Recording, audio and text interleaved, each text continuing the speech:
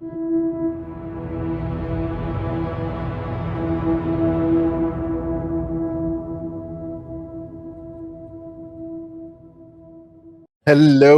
people of the internet. Welcome to another session of Murky Tuesdays and Duskwall. We are now live with episode 5, where we will come back to the Duskwall Sparrows, whereas they, after a small little period of downtime, they now have to decide what to do with the loot that they have acquired from their last score, in this case being a large bit of guns, which is already potentially promised to somebody. But now discussions continue. But before we dive back into the murky, dark,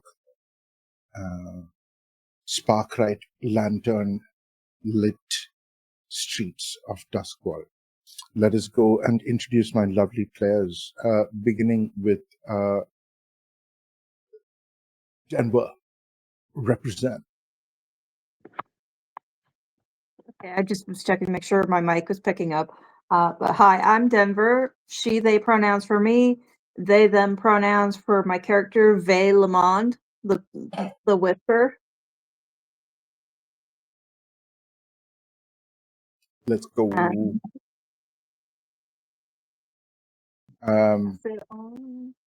What is on Vey Lamond's mind as this session begins? They are still not very happy with Talari and Samba right now. Talari more so than Samba, because it seems like Samba kind of just got dragged along for this not telling about the weapons until it literally came out. Interesting.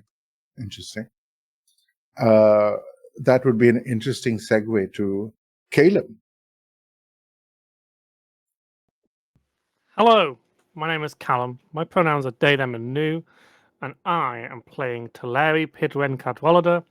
Her pronouns are she, they, he, nu. That is he with a H-I, the Welsh female pronoun. Yeah, that's me. What's going through Talari's mind? Fuck's sake. They're supposed to be bloody criminals, and they couldn't even fucking steal a sweet from a baby without having a mini moral moral conflict or some nonsense.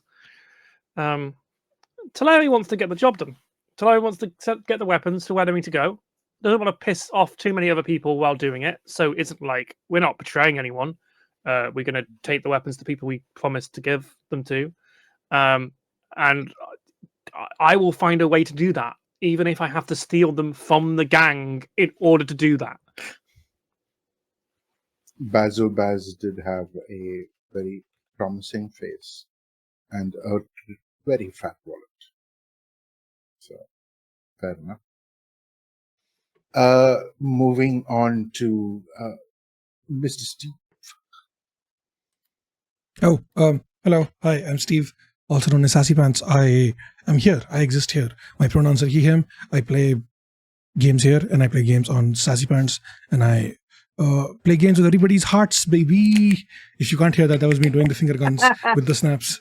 Yeah, I'm playing Samba. I visualized it. Visualized it. I'm playing Samba. So you got fingers?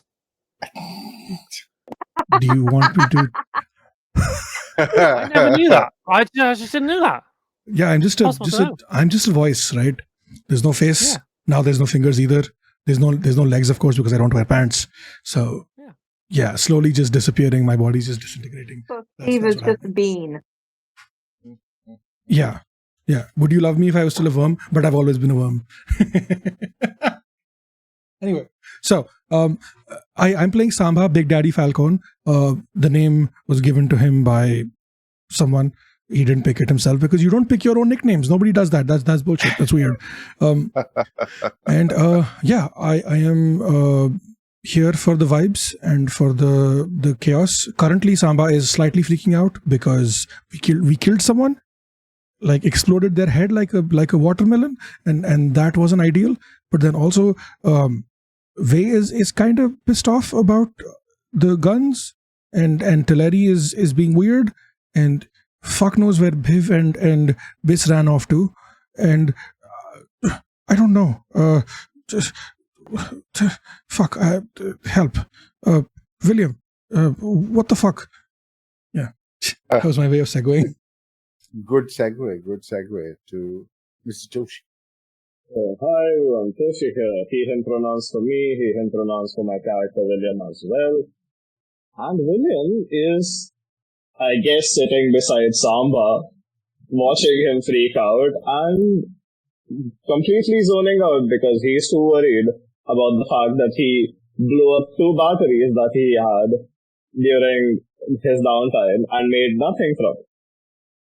And now he has to sit and redesign his whole thing, and he doesn't know how soon he'll be able to help the party, because now he is nearing he saved his ass last heist by just getting lucky and having some knockout potions in his thing, but how much longer will he be able to contribute without having to use his brain is something he is super concerned about. And he just doesn't, he notices Samba freaking out, and he's just like, there, and then just passes him a joint if he wants to calm down. Oh, I just remembered. Last session ended with Samba getting high and getting choked out. Yes. I just remembered that. Okay, so yeah, Yes. Samba has just woken up from his nap, and he is still half asleep, and he looks over at Teleri and just makes a weird face as he takes the joint from William and inhales as long as he can and blows the smoke all the way in Teleri's direction, because fuck you for choking me out. I was having a good time, and passes the blood back to William. Just right. That would indeed be a good moment for the camera to pan down from the clouds to the Le Monde Manor and a particular study where the Duskwall sparrows have gathered and discussed their options. The the night grows longer. Not that that means too much in a world where the sun was destroyed and only burning smoldering embers remain. But there is always a clock, and the sky does lighten slightly at both twilight and dawn. But if there is need to dispense with the very hot contraband that you are in now possession of, your window to do so without too many more complications arising because of time having been given to develop those solutions, tonight might be a good window for action. Otherwise, things might get a little more difficult. You never know, because people might have a little more time to plan things. You might, even now, it might necessitate trying to gather some information to try and plan the best route for the delivery of the weapons to Bazobaz and the Lamblacks. But I think first, before that happens, the intention and the direction of this venture should, I think, first be clarified, because there is a mote of dissonance that rings in the study, and it is leading towards the stronger side. Teleri takes out a very fancy pocket watch and looks at it. We are running out of time. that heist was a fucking mess. And it means that they'll be looking. They'll be looking for the missing cargo. And the longer we wait, the more secure the red sashes are going to get on their territory. We have to move now, and it won't be easy. But now is the only opportunity we have to do this. So, unless somebody wants to burn the weapons and waste all the work we've done and piss off the Lampblacks, we are taking those weapons to the Lampblacks tonight. I give us 2-ish hours before we have to go. 2 hours? I just got high. What do you mean? That's why I knocked you out the first time. And then what do? You immediately get high again. Yeah, because last night we were not on a time crunch. You could have just let me get high last night, so I wouldn't have to do this today. Last night? It's the same night. Just because you fell asleep and got back up again? It's not Wait, a different what? night. Yeah. What? It's the same night. Oh, Also, what is shit. time in this place? There's no sun. I don't like your tone. You're being very mean to me, and fuck this shit. Sorry. Oh, I'll get out of the way. You plan on our next move, almighty Lord Emperor of our little team here. We've lost a fucking dead man, and I don't know where the nice one's gone. Hey, I'm nice. What do you mean the nice one? The capable one? Even if I'm very mad at them for shooting someone, they're the most capable of all of you. This bullshit. Hey, that This is hurts. bullshit. Let's get the guns out of here. That's a vote for getting the guns out. Anyone else for anything else? Obviously, we're getting the guns out of here. We're not going to keep them in our fucking tiny hideout. Okay, this is a huge place. I don't mean that this place is tiny. I mean like the hideout is. Shut up. I'm not saying anything. Who said that? It's still obviously very high. You're still struggling to measure things. Where are we taking the guns? Basically, Lampblacks. you say that as if the Lampblacks is a place. The people we made a deal with. It's a simple exchange. How So soon that- can we move? We could move We can- now, but if we move now without gathering information on the state of our route, it'd be a bad idea.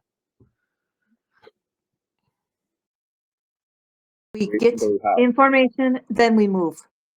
No more delays. I tried to procure as a carriage to use as a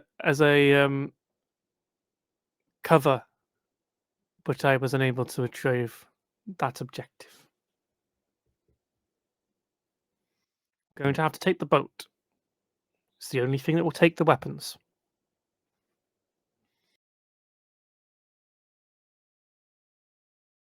Okay, so we take the boat. Still, I'm very confused. Like, are we dropping it at a warehouse? Are we taking it to the bar where you met them? Oh, What? the Lampblacks have a warehouse within their territory. We'll have to take them there. Do we know where this is? Yes, And we're going. me Okay. and Send word to them so they know we are coming. So we do not get good idea. attacked. Samba, that seems like a job that you could still do in your belligerent state. Fine. I'll do it since nobody else is competent I enough. thought you were good at talking to people. Isn't that the whole point of you? Ouch.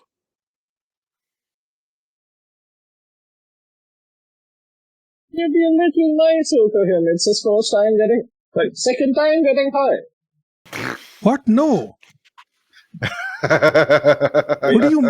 What do you mean second time getting high? I get high all the time. You don't need an inside check to Samba- tell that he's lying through his Samba, teeth. I can Sure, you tell. do. I can tell you are rookie. I mean, you passed out the first time you had You the choked split. me out. I didn't pass out. That's unfair.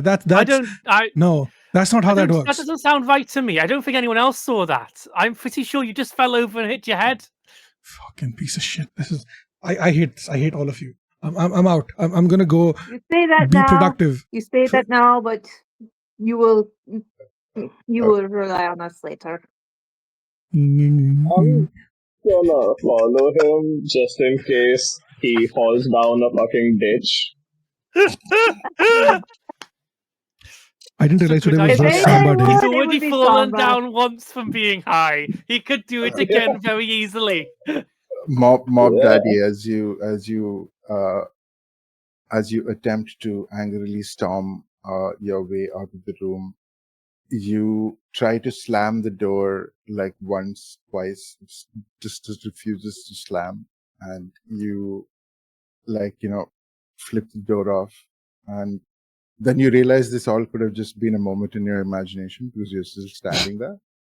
But yeah. This is great. He couldn't slam the door because the door was slamming in my face the entire time. I was gonna say it was just an archway through the house. No. There is a groan, and there is a foot there, and it's Gerard whose foot is kind of now curled up, and his face is doing the most. I mean, it is commendable the amount of physical control this middle-aged man has over his facial features, and his foot cries out in pain.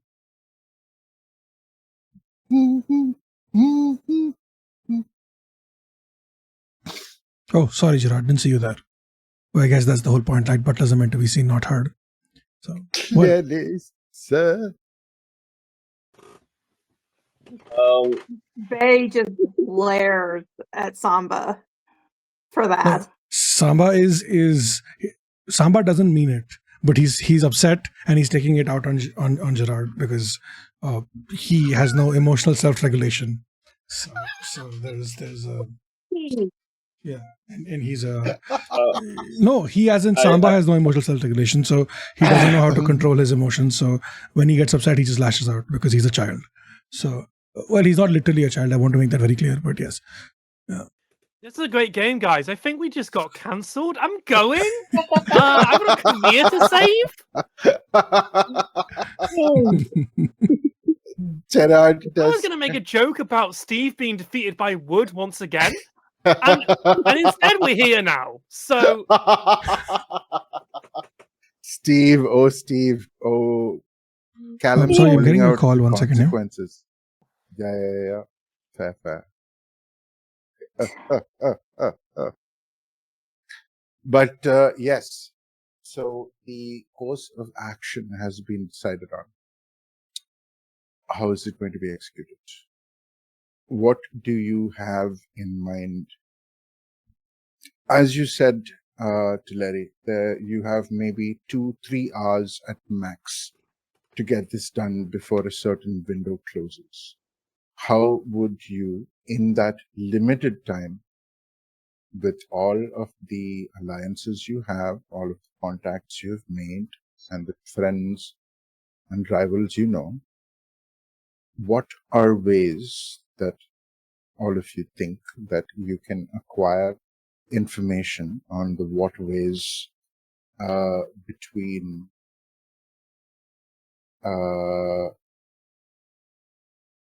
sorry, let me just confirm that. So we're in White Crown. Bright We're in ground, Brightstone. and you have to go to Charter Hall. I never get it right. So to travel from Brightstone to Charter Hall, it's not too difficult. But the location of the Lamplax warehouse, the coal warehouse, is on a waterway that is in the middle of Charter Hall. So there are a few ways that one could potentially try. But do you as a crew have that secret water transport maps and whatnot thing, or is that a shadows thing?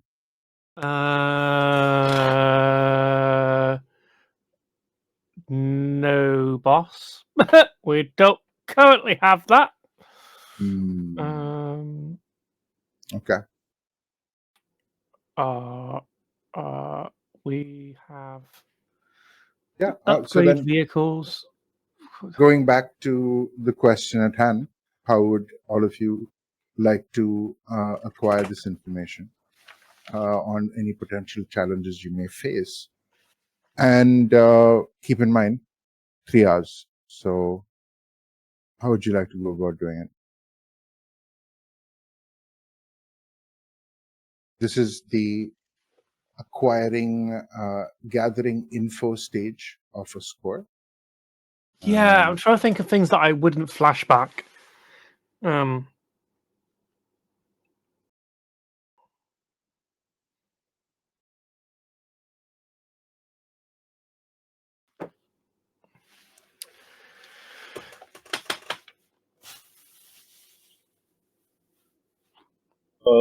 Well, are me and Samba going exactly? We were going to let Inform. Going into territory. Inform.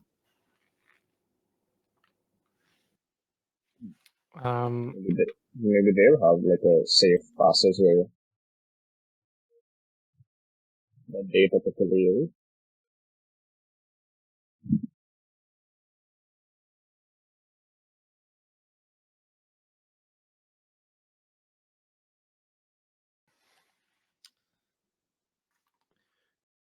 I think I see. The only thing that makes sense to me is that Teleri would scout out a path of the waterways to see if there was any blockages, like conflict, that would prevent her from doing so. But I'd argue that that's implied by the setup of the heist and could be flashbacked.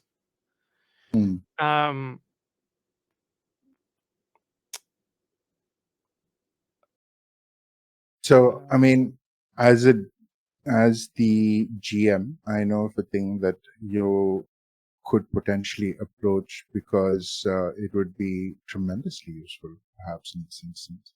But I don't want to, suggest, unless you guys want me to point out a potential interesting avenue of investigation.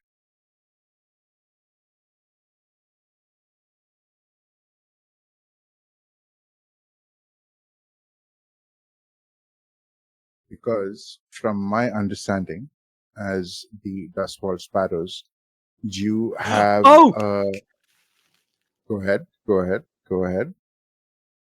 We could ask the gondoliers.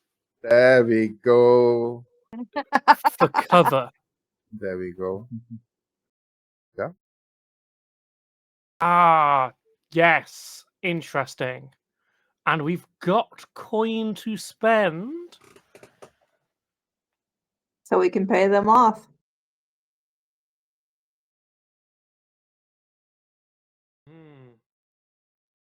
Who communicated with them the first time? Samba and... I think it was Samba. I think it was you. I didn't meet them. No, I wasn't on the boat. Oh, it might have been Biv. I think No, it was Voodoo. Oh yeah, it was Voodoo. Fuck. Well, okay. They are best allies. They are our best allies that would be useful here.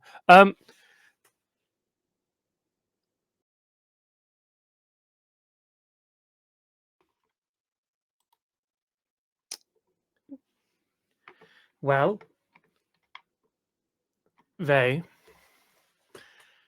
you have an air of nobility about you. Well, actually, that might be a bad idea for these working class gondoliers. But you are likely the best to sway them into thinking that helping us is a good idea. I will do what I can. These are already allies. These two sides, they're already allies. So them doing a favor for us is doing a favor for their allies. It should be relatively simple. Try not to spend all our money.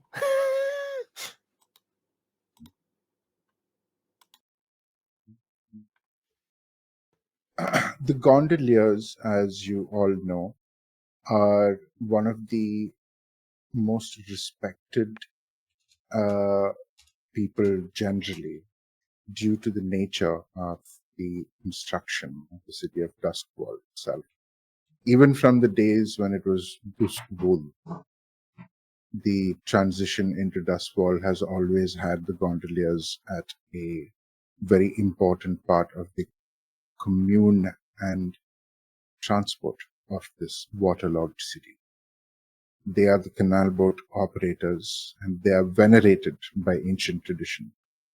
And there are always rumors that go about that the gondoliers know old occult secrets, because many things are submerged in the dark.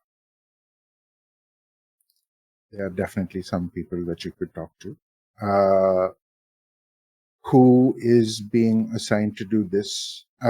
From what I understand, Samba and William are heading to Charter Hall to pre-inform and maybe talk to Bazo Baz about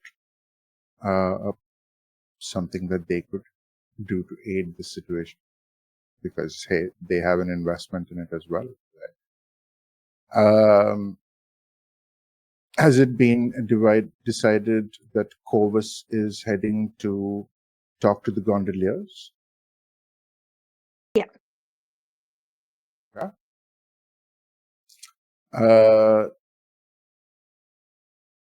Then I think that is it, right? Oh, give me a second, folks. I'm just going to go get an order. I'll be right back. Sorry. You will be.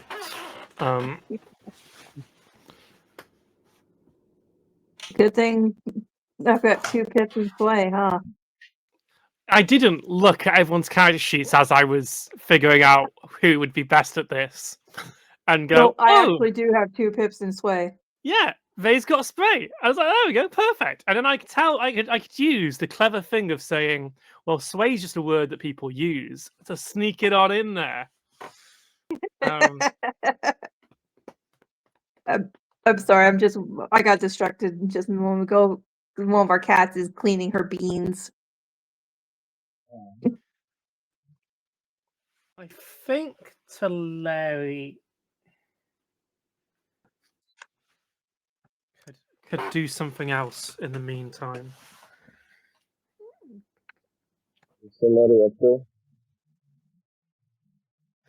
I don't know.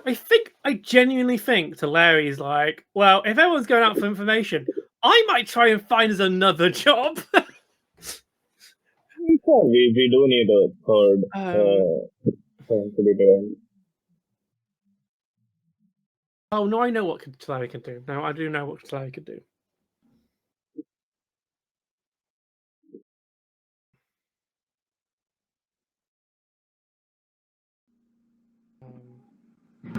Hang on a moment. Yeah. Hi, chat. How's it going? We're just here.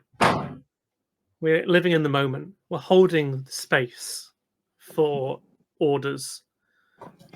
Heat of the moment.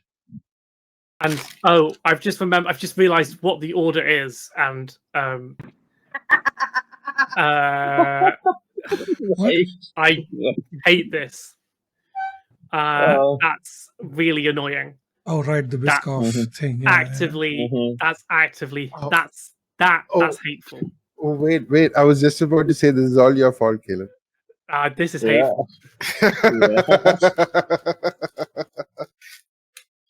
But hey, we shall not reveal private matters on public street.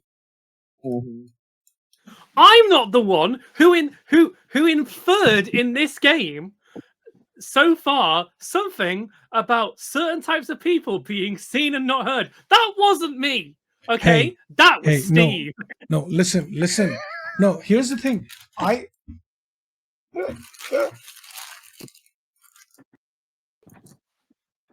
have Drunken words or sober thoughts. no. I don't know how much of this I should. It is something that I have heard as a child, directed to myself, and that's What where exactly? it should be seen and not heard. I thing, believe that. right? I believe So- that's a thing that people say. It just has. I'm Wait. just saying. I No, wait, apologize wait. for the background noise. They're fertilizing our yard. Wait, are you telling me that there is like something worse than what I said? I'll do you some DMs. Oh no. Oh no, we want to cut this out. Now it makes sense why you reacted the way you did, because for me it was always just like it's a way to tell chill kids to shut up. Because that's what I was told. So You know, that is some fucking amazing Biscoff biscuit. That's great.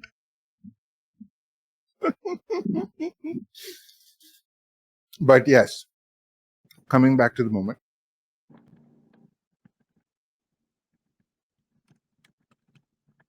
Samba, Big Mom Daddy, and Raccoon, you are heading to Charter Hall. On the way, what's happening? Are you feeling okay? Do you need something to, calm down? And I don't mean the way you calm down a few minutes ago. Something to maybe get your head back. I mean, if I wanted some head back, never mind. That's not the point. That's not what we're going. It's fine. We're fine. That is why Larry doesn't take you seriously as the leader of the group, right? I didn't want to be the leader of the group, but everybody just defers to me. It's not my fault.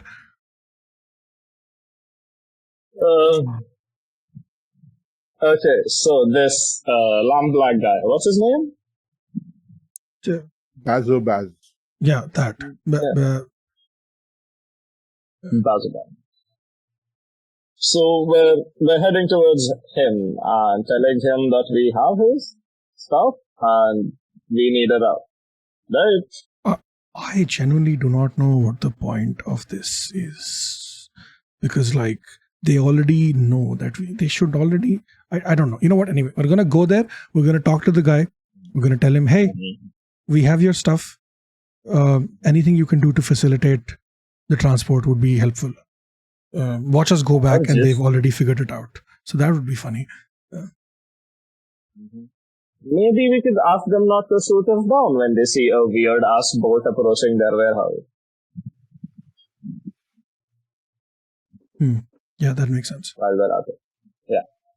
I think the funniest thing that could that could happen is we get there and we're like, hey, we have your stuff, and they're like, where is it? Oh, we don't have it on us. We just came to tell you that we have your stuff.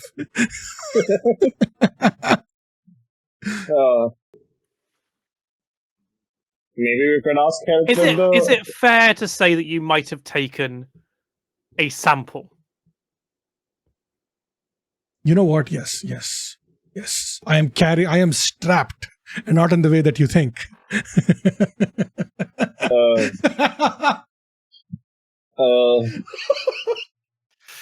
So what you're going to do is you're going to leave with a strap on. This is the second time William has wanted to maybe quit and find a different group. Only the second time? The first time was when he saw the boat. Okay, fair. You know what? Fair enough.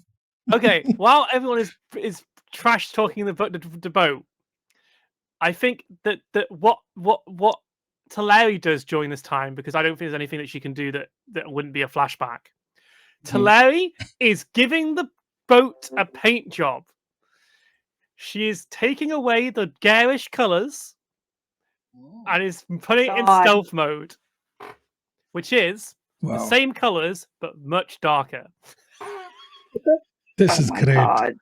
This is great. I can almost imagine her being like, "You're not horrible, no matter what the others say." Like almost talking to her like you talk to a child. You're the nicest boat that ever boated. Don't listen to what the others say. This is not. Yeah. Okay, so but you want to try? Saved You her want to try and life. do this? You want to try and do this like a little carefully, or being haphazard?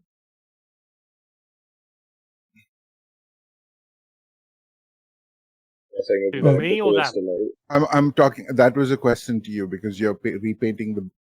Oh, she's The doing host. love and care. Okay, love and care. Yeah. She's treating the boat as if it was their lover. Fair. I I mean, I think like to see just how good you do that. Do you think that would prompt a roll? Oh, yeah, sure. I would say What? it's a I mean, you natural, can make honestly. my life out. I'm going to use some finesse. Perfect. That sounds very good. Oh my leg. Standard effect. A standard That's position. a 5. The highest is a 5. Highest is a 5. Nice. Very good. Very good.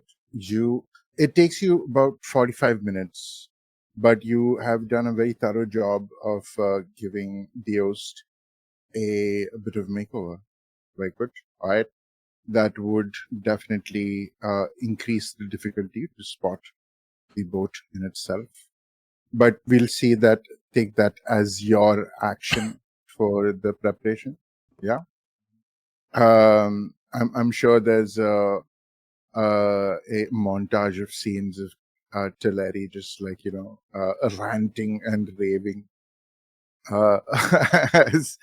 as she fixes up the host. Give us She can't perhaps, even blame. She can't yeah, even blame Corvus for it. She chose to do that. Corvus didn't even say a damn thing.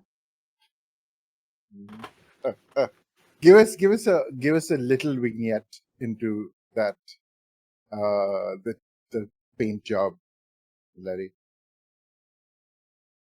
As Teleri paints the boat, she also heads out to a wallpaper supplier and buys new wallpaper for the internals of the boat, and is like, really can't decide between the different wallpapers, so just buys 3 different sets of wallpaper and then spends another like 10 minutes on the boat doing like, no, this one, no,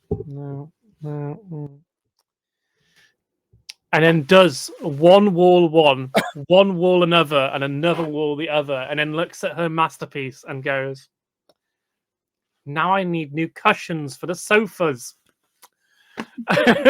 And goes out again to buy the 3 different colors of like, God. yeah.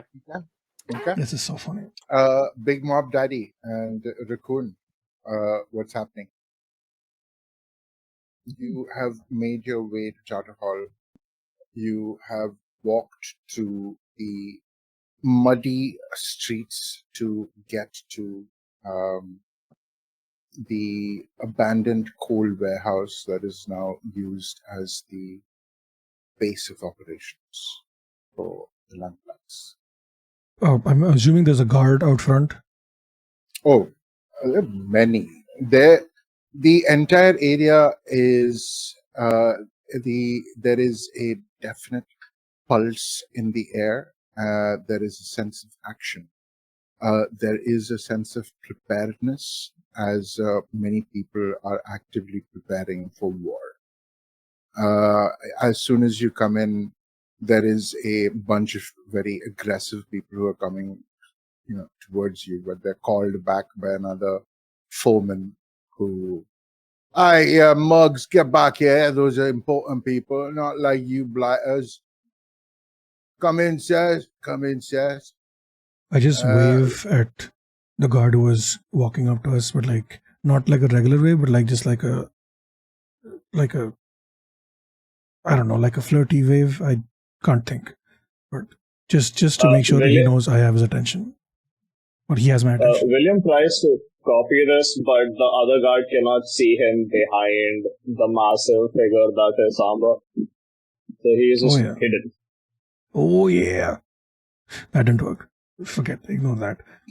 I was trying to be what's his face, Tucker.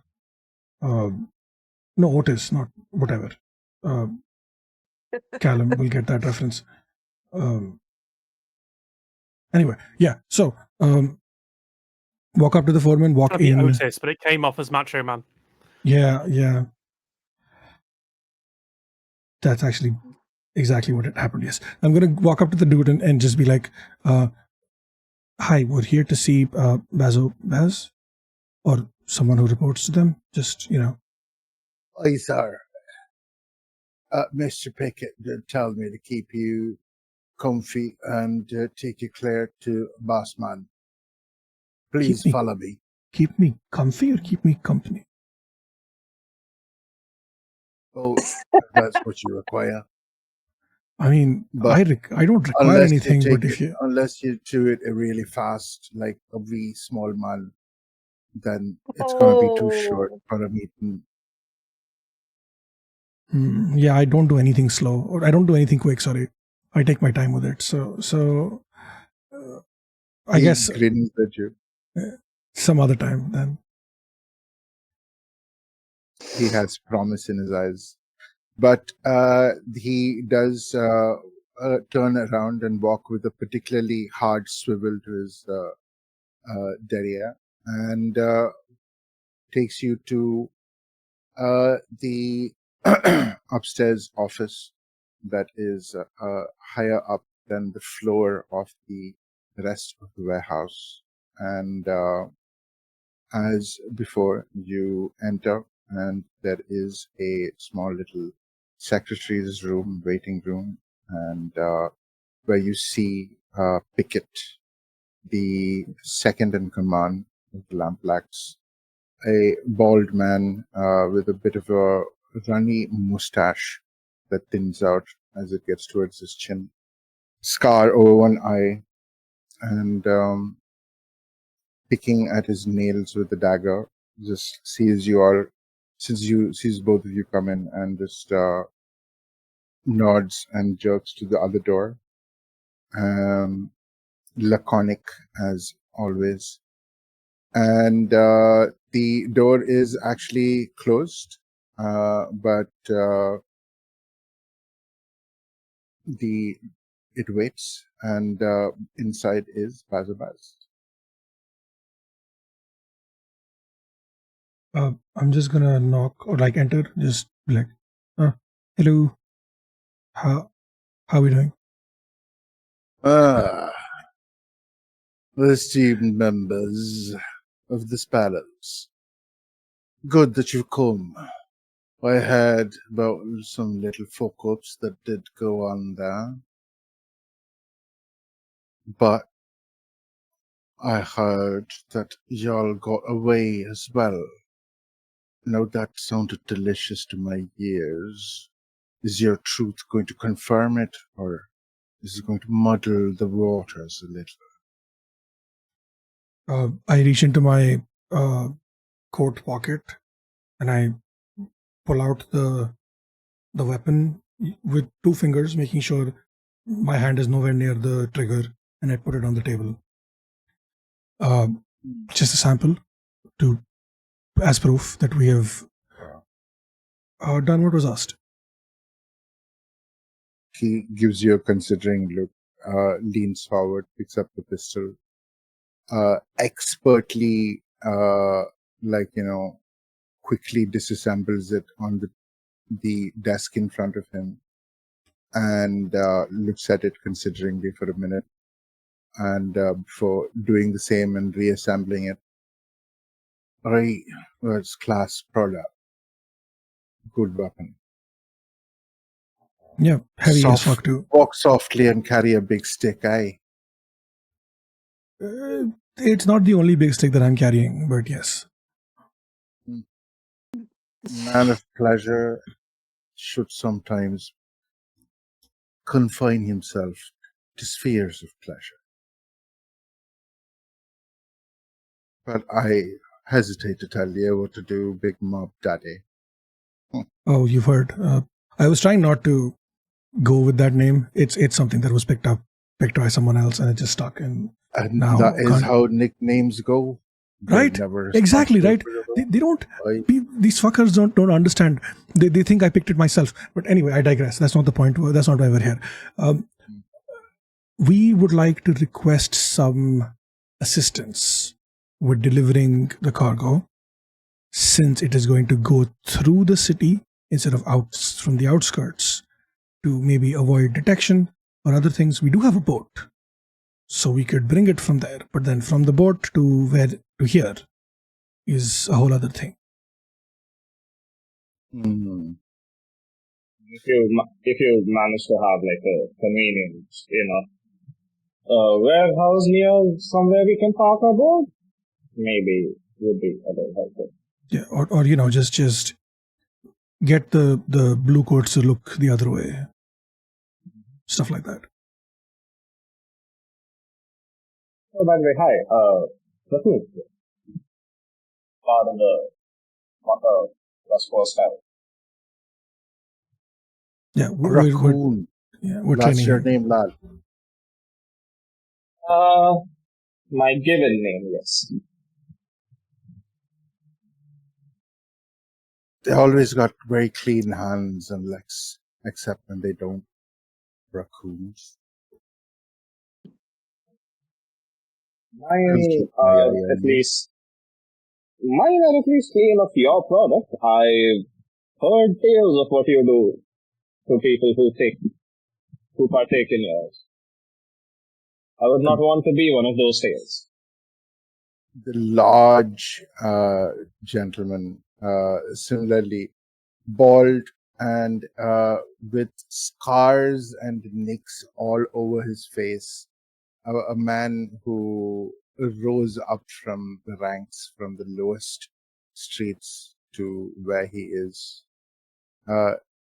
Clearly, someone who likes to fight. Just smiles at you. I'll be keeping my eye on you. I'd really prefer if you did not. You'd be wasting resources, and the smart leader does not. He just kind of leans forward and picks up a half-empty whiskey glass, kind of swirling it as he looks at you. If you don't mind, I'll still listen to my own opinion about that. And finishes it. Thank you. Give me, I think, you're trying to convince him to do something, right? Let's see how effective you can be in this moment. How would both of you want to affect this situation at hand? Well, I was going to try to flirt with him, but he doesn't seem like the kind of person who would respond well to that.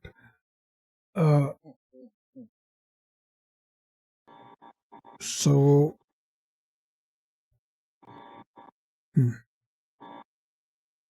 what are we thinking? Wait. Why don't we take a quick 5-minute break? I'll just go get some water and do some ablutions, and we'll come back. How's that sound? Sure. Yeah. Sounds good. Take a break. All right, cool. So we'll be right back. We're off. Hello. Welcome back.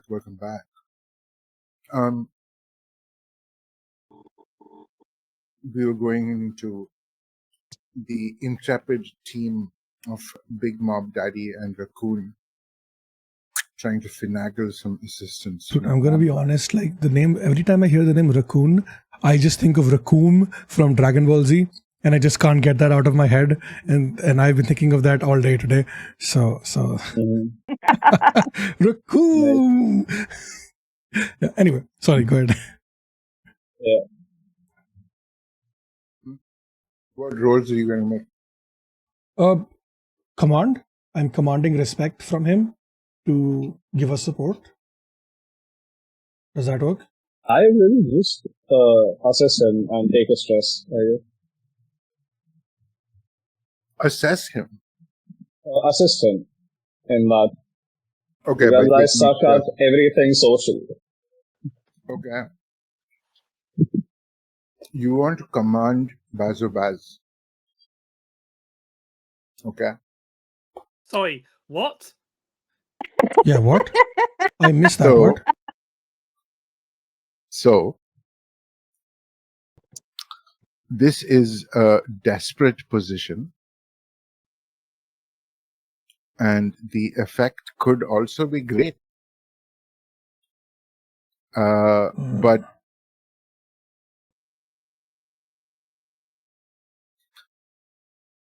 okay, it is important in curating a pitch when you try and say that you want to use a particular skill. true. And So- I will be going forward with that role with the pitch that you gave me, Steve. So in this moment, I will say that Big Mom Daddy, it is very important how you pitch this to Bazobaz, Oh, because otherwise, consequences. okay. So I'm gonna the way that I was thinking of, like the way that I've done it so far was just like, right. So this is a sample of the supply that cargo that we have. There is a lot more where this came from, as you already know, and we were hoping to get some assistance or some sort of mutually agreed upon support to help us deliver the cargo to you safely without getting into trouble with the blue coats or rival gangs or other things. We do have a boat. We can transport it across the water for as long as needed, but from the water to the warehouse, I'm assuming you want it here. And this place is not at the docks, I think, right, Adi? It's not immediately on the docks. Yeah. So, and this place is not at the docks. So we will need some form of conveyance from the boat to here. And since this is your area, it's easier and more convenient for you to arrange that, because we don't know the people in this part of the city. And if you could provide us with some sort of assistance with the blue coats, or to ensure that the cargo arrives safely, because the last thing we want is to get ambushed and either our boat to sink, or to lose the cargo, because we worked really hard on it, and I know you want access to the cargo as well. So yeah. But no pressure. We'll figure it out either way. Thanks. So usually in most of these situations, even in houses, the lights, for the most part, especially in newer buildings, are all sparklight lamps. In this room, things are much more old school, as the oil lanterns flicker and there's a silence. Make that roll for me, please. Roll how many ever dice you have in command and add another one. Fuck. Let's see how it goes. Don't fuck me now, is all I ask. First roll, that's a 4. No, wait. It's a 1, and a 2. Fuck. Oh! Oh, no! Oh, No! oh. Oh no! Oh, buddy! Okay. That's our boss, gang. That's our boss. You can't even blame me. It's the bot's fault. The bot rolled it. I didn't even touch dice. This is why I use physical dice. Because sometimes the bot is a jerk. As you finish saying that, Samba, there is a growl that comes from the so far quiet, charming gentleman who's been talking to you. And he, in one fell swoop, kind of like, jumps across his table, and he has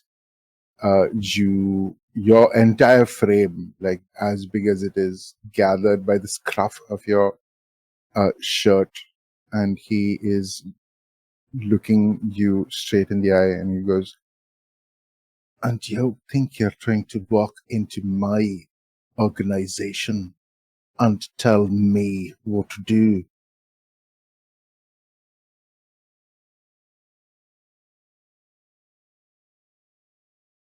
Yeah. And he juts his lower jaw out, like right in front of you. And in a lot of cases, I think, Samba, you'd be glad if you felt something big and hard poking into your side. But you look down, and this is not the kind of thing that you want, because he has a dagger pressed to you, right in between the ribs, where it would go straight to the heart.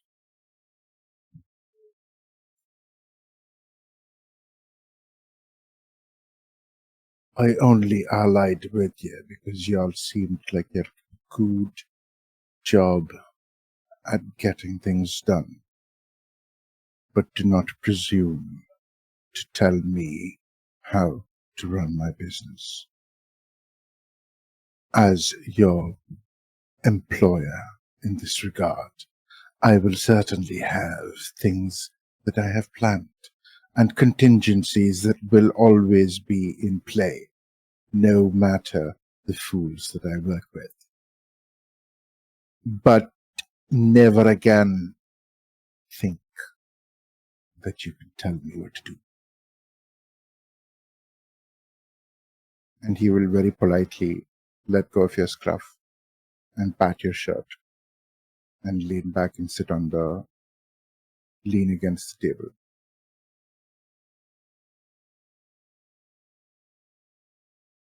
I can have snipers on the path, keeping an overwatch.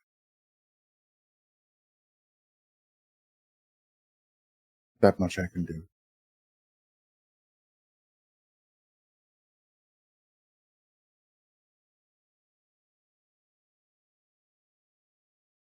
What's happening, Mr. Samba? I was fucking muted. Oh, fuck, dude. Unmuting is a free action, Steve. Fucking Yeah. hell. God damn it. This Yeah. entire fucking conversation could have... Anyway, it's fine. Never mind. I just... Okay. I lean back as he lets me go, and I just breathe for a second before I apologize. I did not mean to imply that you do not know how to run your business. I was simply asking for assistance, and seeing that you will have snipers and everything at the ready, I feel like this was a mistake. We have brought you the sample, and we'll bring you your cargo within the next 12 hours. And yeah, thanks for the... Within the next, what else? 12 hours. 12 hours. Is that not what we decided? We do it tonight? 3 hours. 3 hours. Mm-hmm. That's the best window before things can get worse. Oh, okay, sure. Yeah, in the next 3 hours. And I look forward to establishing a professional working relationship with you and your crew. But I think we'll take your leave for now. You're not. I look forward to hearing good news then. Yeah, me too. And I just grab William by the shoulder, and I just pull him away. We're gonna go. Before we while he was on Samba, could I have snuck a little towards the table? Yeah, go on. Okay, what is used? I'll let you cook before I stop you. Yeah, sure. Just reassemble the gun that he had disassembled. Keep it there. Not aim it at him because this did not turn hostile, but just reassemble it. He reassembled. He reassembled it already. Oh, okay. Yeah. Cool. I was hoping to impress him last time, but balance it out a little, but no issues. Yeah. You could disassemble it and put it there in front of him, right? I could disassembling it also takes skill. disassemble it again. Yeah. Yeah. Do it. Fucking go for it. I don't think that would help. But I'm not there. The one hand was holding you by the scruff of your neck, right? Uh-huh. The other hand was holding a pistol. Dagger to his chest, right? Sorry? The other hand was a dagger aimed at his heart. Yes. But in the hand that is catching him by the scruff, you would have seen that there was a little derringer kind of waiting in that wrist thing as well. So that, which was pointed at you. So if you want to, would have taken that chance. Yeah, I know I'm not gonna be able to win this. I'm just. It'll make a little more sense once he sees me disassemble the gun, or shoots me while I disassemble the gun. But I'd say before that becomes a choice, I think Samba got you out. I guess so. I don't know. As you come out, you close the door behind you, Samba? Yeah. And you step into the room and you see Pickett waiting there. This time he's kind of lounged in the chair of the secretary with his feet up on the table, still kind of picking his nails with his dagger, looks at both of you with a smirk, but doesn't say anything. This fucking guy. Okay. Yeah, we're just we gonna really leave. need to get better at talking. Look, dude, I thought it would work, but I guess I'm still a little bit high from earlier, so that I blame it on that. Maybe sending the two high kids from the group to talk to the leader of our possible ally was not the best idea. Cool. That's Hillary's fault. She's the one who said we should go. So that's her fault then. That's on them. Yep. Sure. We will put it that way. Yes. All right. As you step out of the lamp-black headquarters, we now switch to Le Lamont. Tell us, Noble, what is Corvus doing at that moment? Corvus is going to talk to the gondoliers, see about getting some assistance with moving the goods. How would you go about doing this? Would you go to the closest gondolier quay on Brightstone itself? Yeah. Easy enough. Because time is kind of a priority right now, so. As you are trying to leave the mansion or the manor, you hear a shuffling gait as still slightly limping Gerard makes his way to you. Noble, it is. Are you intending to head outside? I shall immediately summon the carriage. I think the carriage would be too high profile. But I appreciate the offer, Gerard. I am sorry about earlier. How is your foot? It is all right, Noble. A butler endures.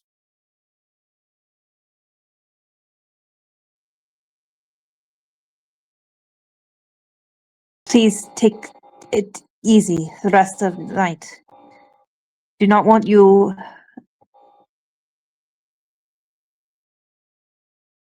injured and hiding it for my sake. Please, Oh. you are important to me.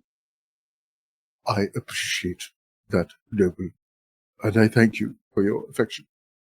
But it will take more than that rapscallion to put me down. The League of Butlers would never forgive me. And he draws himself to his full 5'5" height. That is one reason why you are the best man. He glows. But, Noble, I insist that you take a horse at least. It is best. I will. I should be back within the next hour, but we will be setting off again after that. As you wish, Noble. Sigh. And As you get out of the manor, you find a house waiting for you. And, yeah.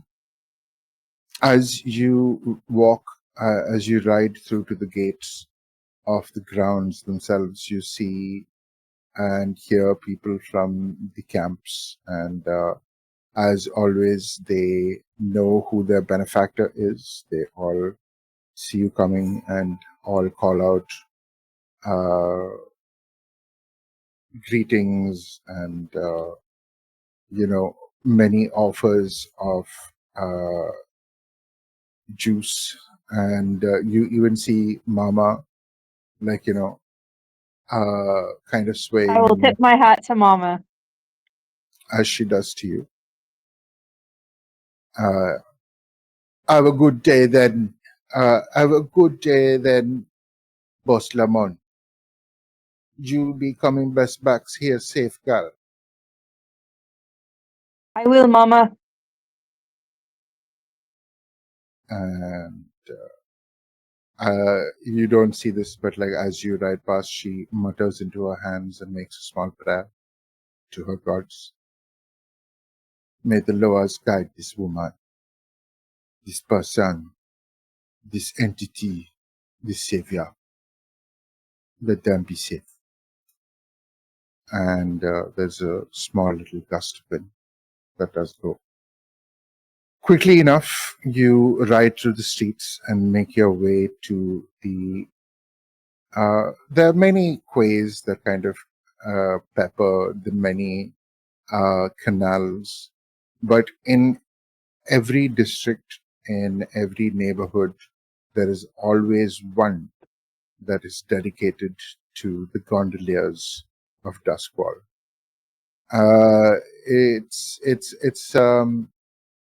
They just have it's not even a particularly different thing. It's just a diagonal sash of blue and orange and a very fancy old cap that they all kind of wear. It looks like a top hat, but they are in various stages of disrepair and kind of little patches in some cases. But they all have this kind of color pattern, and they all wear them over a white inner cloth and these nice tight brown suspenders that hold the pants up. You see a bunch of them kind of gathered and making the usual small talk than any colleagues who work the same beat for years on end would do on a daily basis. A couple of pipes are lit, and gossip is being consumed. You don't know which is the stronger drug here, but you might have an idea.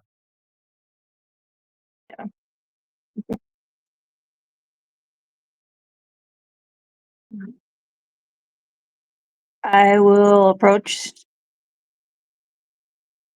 All right.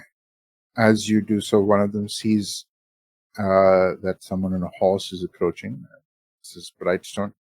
Immediately gets up and, "Hi, good person. Can we offer you a ride? Anywhere you need to go in particular?" The sparrows have need of assistance from the gondoliers.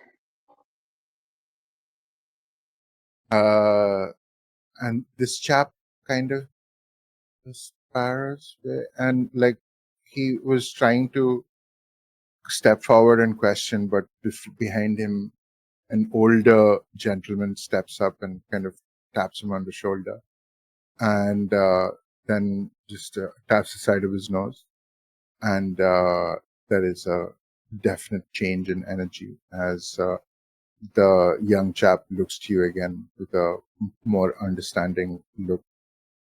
I will get off my horse, so I'm on their level. Oh, right. Apologies, do not understand what was going on, sir. Follow me. No offense taken. No offense is taken. You are fine. Gives you. And I will hand the reins of my horse to whoever offers to help. Yeah, I mean, a couple of them immediately stand up, and the horse is taken away and tied to a little station nearby where there are a couple of others, and there's a trough. And the chap leads you further into the quay towards the last gondola that is actually tied up there, and it is definitely one of the larger ones. You know, some of the gondolas can hold maybe 2 people, 4, 8, 16. This is probably among the largest size, which is a 32-seater. So, it could have taken people, it could have taken some cargo.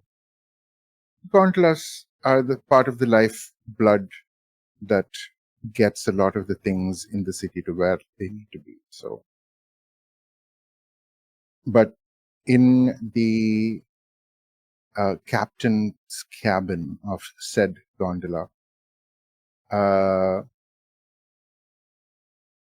which is called Persephone, by the way, they lead you to the cabin room where you meet Griggs.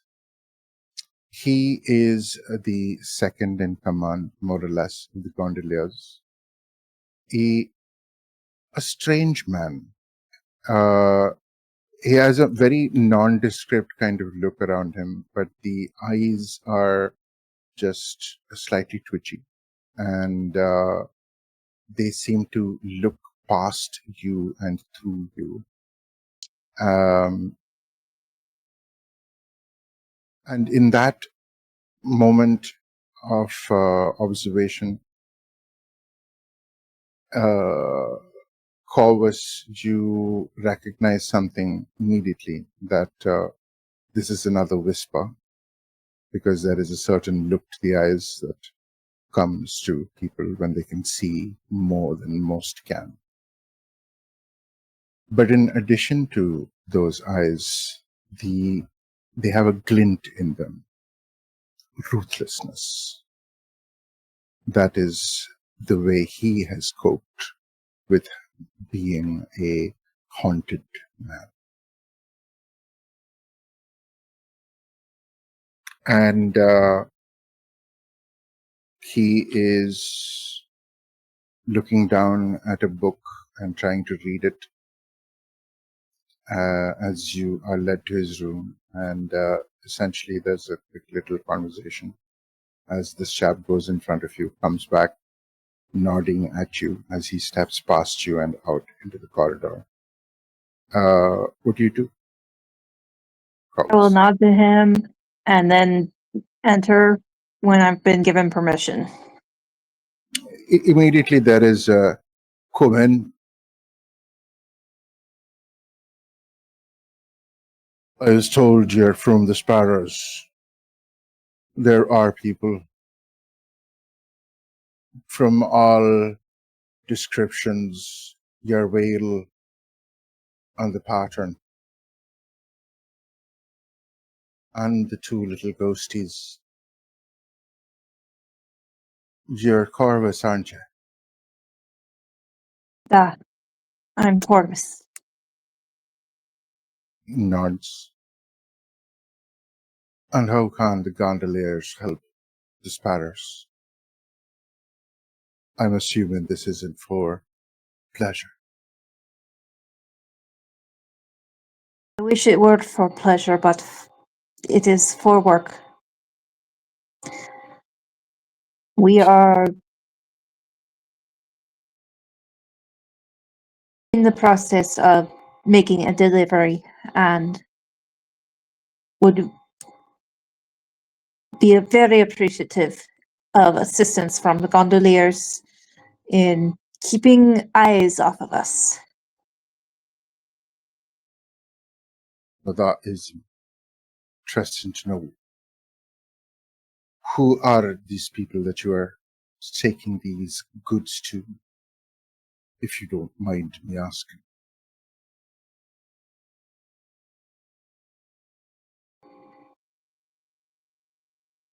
Fellow working people who have had their trades taken away. And what is being transported? No.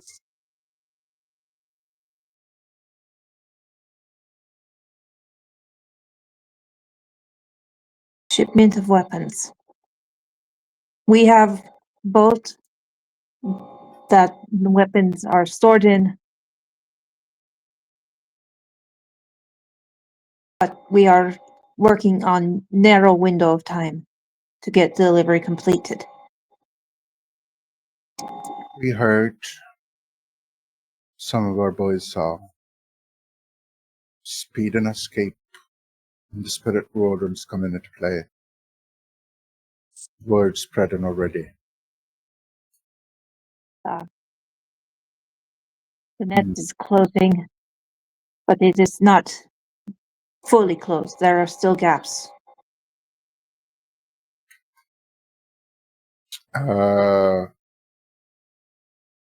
As you say that, there's a little knock on the door, and a young woman enters, not even looking to you, very professionally walking up to Griggs and holding a small little slip of paper and whispers something into his ear and immediately retreats from the room after having completed her objective.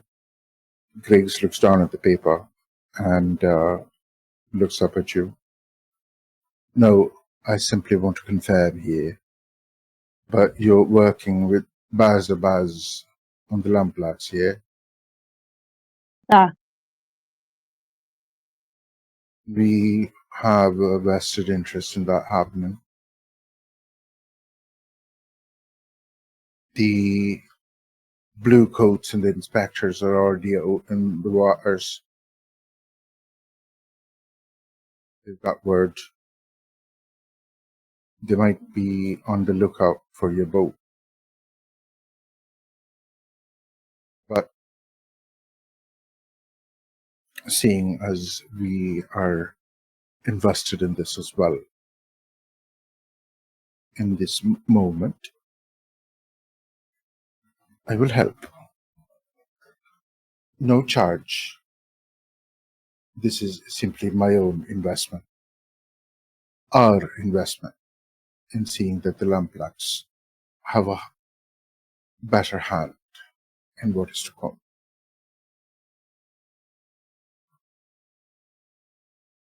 We are very grateful. The Sparrows are very grateful for your assistance. Nods and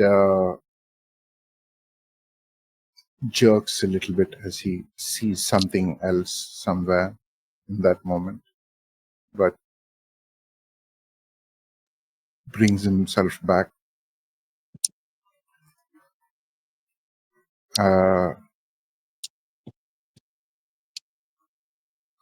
As much as I am discontent, and the whale could always use some more company. Let us try and avoid more deaths. Let us try and have this be quiet. I'll have me boys,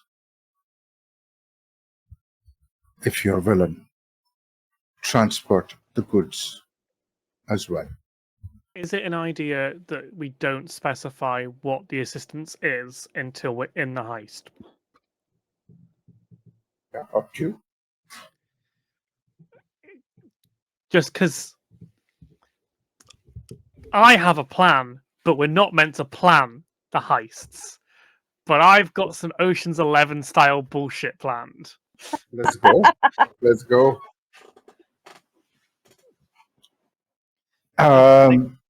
We have them as an assistant on this.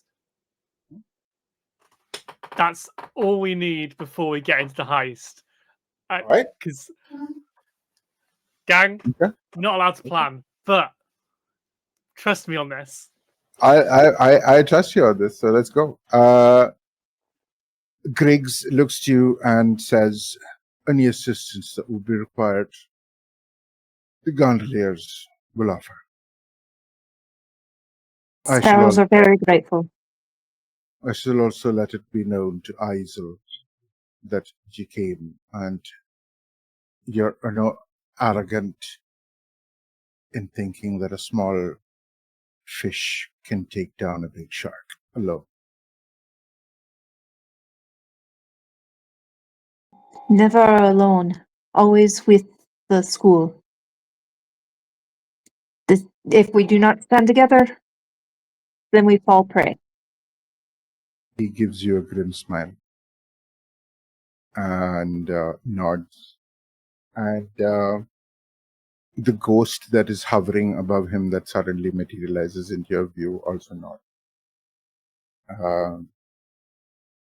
So the ghost of a young woman, throat slit and head kind of just hanging off a little bit. But it also nods in its own way.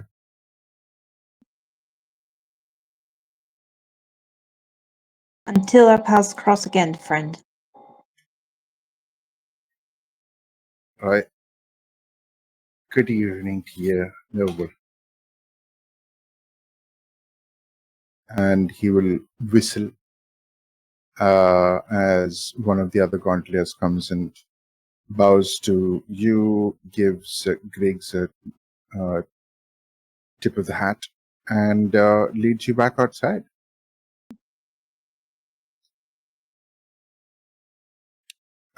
Taking you to your horse, where the first chap who came to greet you comes and says, even brushed up his coat, Mo.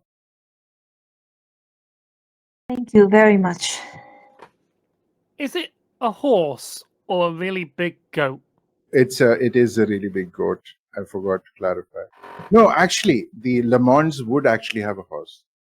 They have. Yeah, because we're rich. Yep. All right. We're rich bastards. I know who I'm sending to the guillotine. I inherited that horse, okay? I'd much rather be riding one. I did not want the horse. I wanted a Because goat. inheritance tax doesn't work on horses. You can't tax a percentage of a horse. I didn't want the horse. I wanted a goat. You could have sold the horse at any moment. Yeah. But you forget Vey is a sentimental bitch. It's a very different tune to that song. Great. All of you congregate back at Lamond Manor, and there is essentially you have 2 hours left. And I will inform everyone that we got the gondolier's assistance. So the Whatever question form that is, takes. do we want to do the heist today, or do we want to wait for when Urvi is back? If we do it now, no one's going to get shot.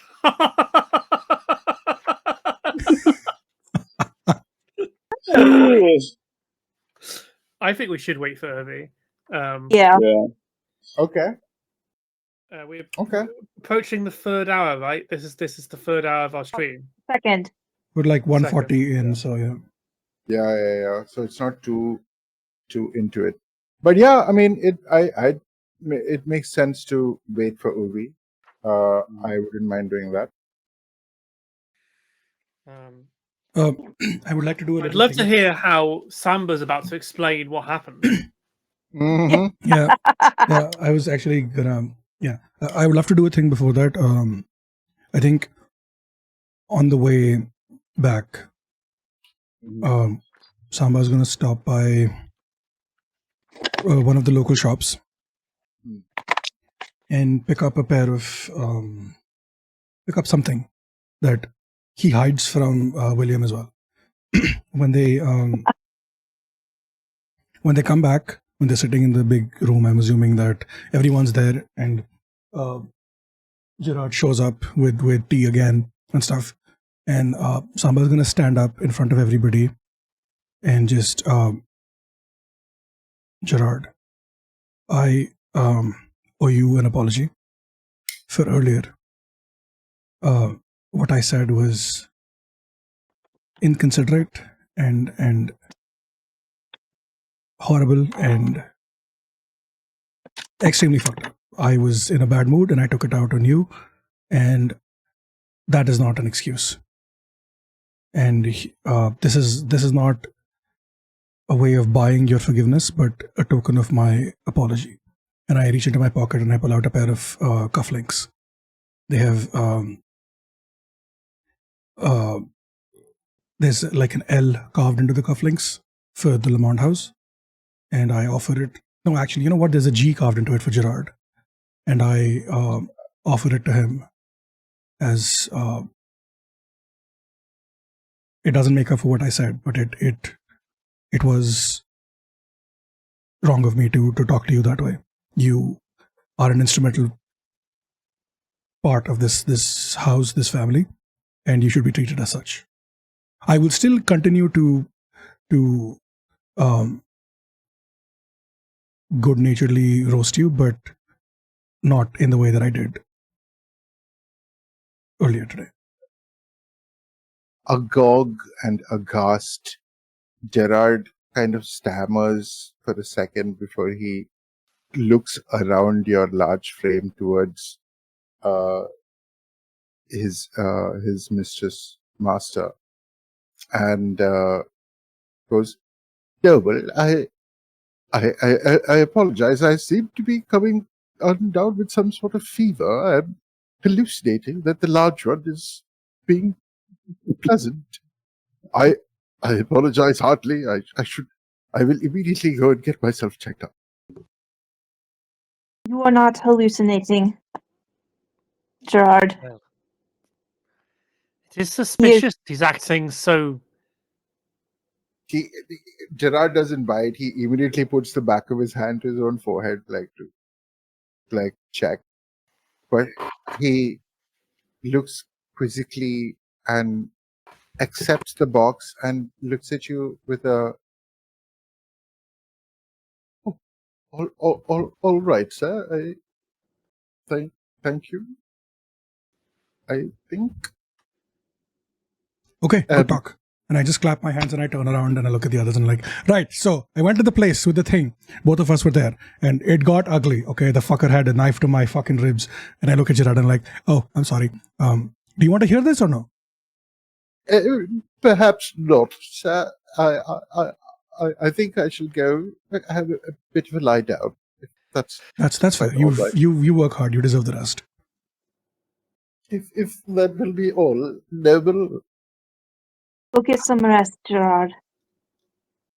And he gives one last lingering look of like anxiety towards the fine tea set, but then he sees that Telari is there and he will calm down a little bit and give. Meanwhile, Telari is trying deeply to not scream at Samba right now. Wait, what? So, Gerard leaves, leaving you to your privacy. Right. What did you do? What do you mean it got ugly? How did you make them angry? Oh, that. I thought you were going to yell at me about Gerard, but okay. So, here's the thing, right? I went to care them. about Gerard right now. You just walked in and told us that the people we made a deal with to supply these weapons to put a knife to your throat. What the fuck did you do? Okay. Chill. Breathe. Calm down. Breathe. Deep breath in. Deep breath out. If you don't tell me what happened right now, you won't be breathing much longer. Okay. So here's the thing, right? And Vay just gestures to Talari. My sentiments. Right. So here's the thing, right? I went to them and I was like, Even "Hey, Vay agrees with me. If Vay agrees with me, something truly did go wrong." Okay. Fine. Let me explain. Okay. So I went to the place, to the thing, gave them the gun as the item as a sample, and I was like, "Hey, look, we got the thing for you. This has proof that we have the things for you." And so, could you maybe potentially help us out with some sort of what's the word? What was the word that I used? Contingency plan or some sort of support. And the fucker just jumped me. He was like, "You can't tell me how to run a business. I don't owe you shit. And I know how to have contingency plans in place. So don't tell me what to do." And all I said was, "Can you help us? Not, this is what you should do." And he had a knife to my fucking heart. Okay? This piece of shit, leader of fucking fuckos, you know what? I'm reconsidering. Maybe we supply the other guys. Absolutely not. William, can you tell me what happened? Because in essence, it was a wrong move to pull with using command. That's all. So we now went I understand. there. He didn't like me initially itself, and then Samba kinda like the content of what he said is exactly this, but the way he said it sounded like we were instructing them to, "Hey, we've got your guns, now you help us deliver them to you."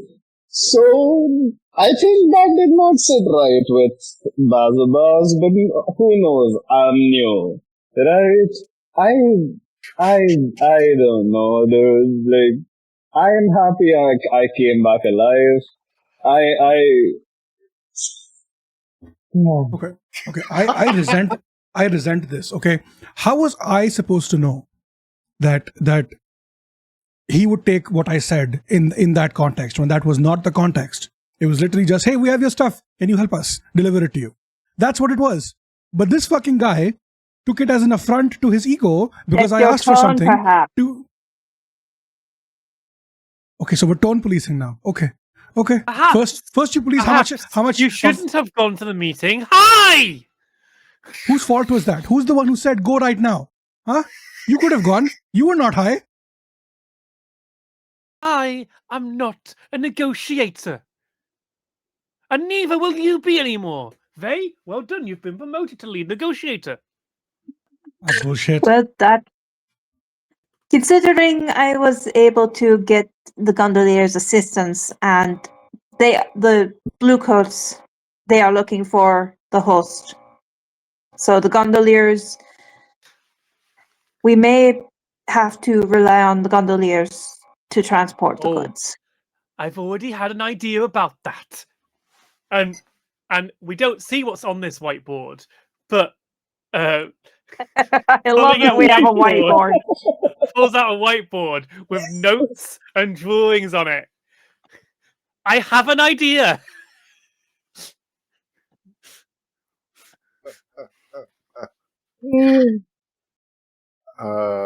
That would, I think, be a good point to close the session. As raised voices run from the study of the Le Monde Manor, she'll zoom out into the ever closing moon. And thank you for being with us this session. Let us see what happens the next time we join Murky Tuesdays.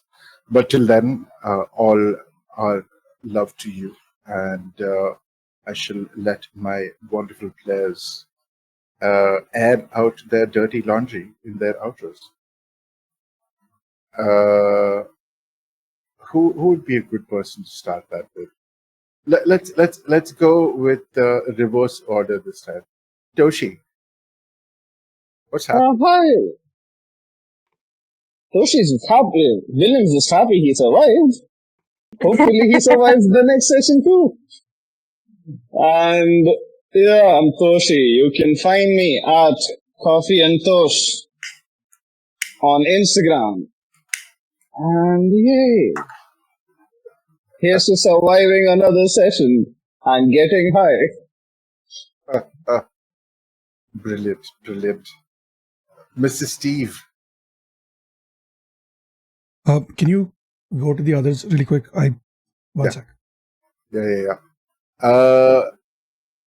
Mix Callum. Hello, I have been Callum and will continue to be so. You just won't see or hear me unless you go over to Blue Sky, where you can find me as Theatre Callum. I am on this game every other Tuesday. I am over at House of Dreams producing some of their work. I produce a Sunday game here at Pantsless Tables every other Sunday. So not this Sunday, but next Sunday will be the second episode of For Tonight We Might Dine, a Paint the Town Red adventure set in the Louisiana 1984 New Orleans World Fair. That is all I've got currently going on. I am looking for people interested in a new game, actually. Sorry. I'm looking for people interested in a new game. It is on the House of Dreams Discord server. I'm not doing a big public call out because that's too many people. Screw that. Called Stepson's Rocket Punches, which is a steampunk, mecha punk, slightly alternate future British game set in Liverpool about giant mechs. And the Stepsons is really clever bit of Liverpoolian history about trains that no one gets, but I think is brilliant. Yeah, and that's it, I believe. All right. Tilleri prefers to air dirty laundry in session, not out of it. She's a polite girl. Denver, what's happening?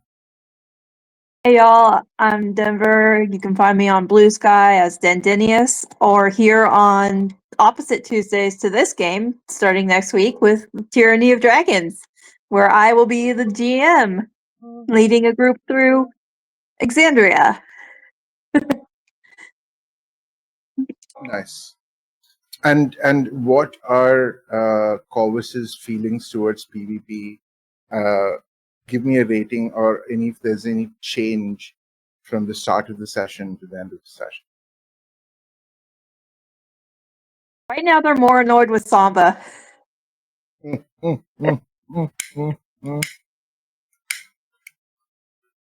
Which would be a good segue. Steve, what's happening? Hello. Hi. Sorry about that. I was having soup and it went down the wrong pipe, so I was coughing, which is why I couldn't talk. But hi. Hello. I am Steve. Also known as Sassy Pants. Also, Kieran said nothing. I accidentally deleted that message because I'm an idiot and I don't know how buttons work. But anyway, I run Pantsless tables and I run other things as well. We're doing a bunch of really cool stuff. There's a big charity event happening, which has officially been announced now. Two people here are actually going to be running games for that. One is Adi, one is Denver. It's a 48-hour charity event featuring a bunch of really cool 52-hour charity event actually featuring a bunch of really cool people. We're running 13 games back to back.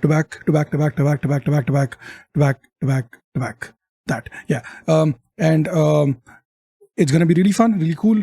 If you have not applied for it yet, go apply. We'll put you in a game, or we'll put you in somewhere at least, or something.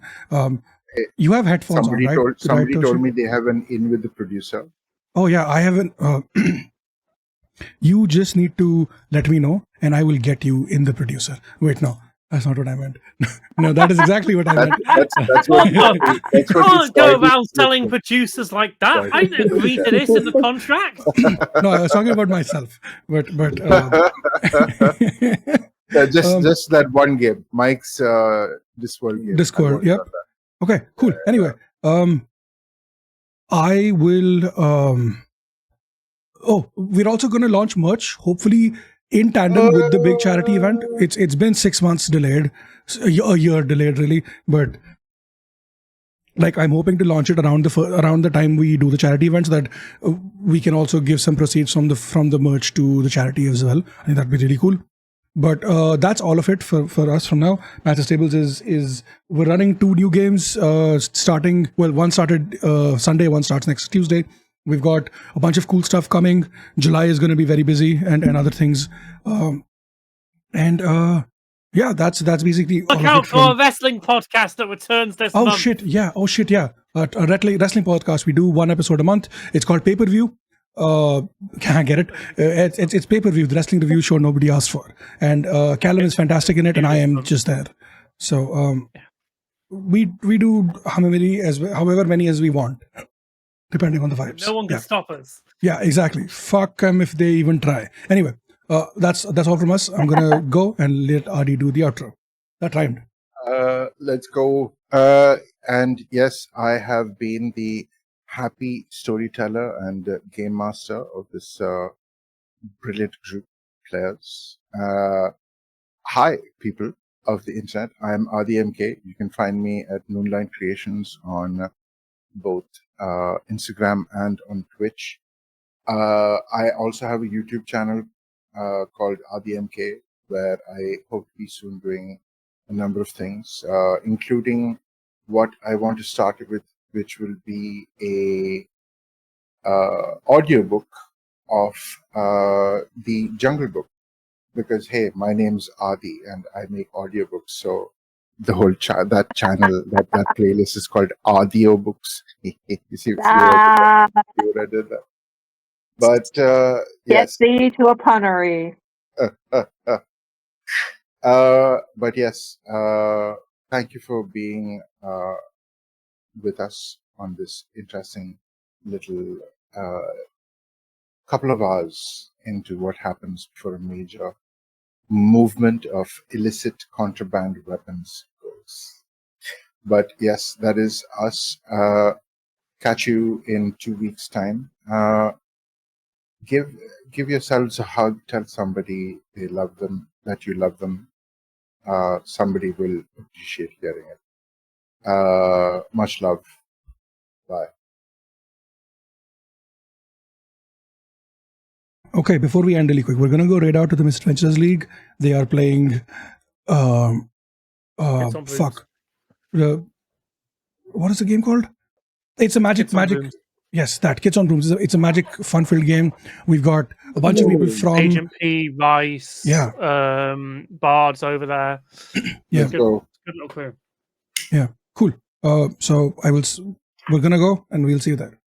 Okay. Bye. Bye. Bye.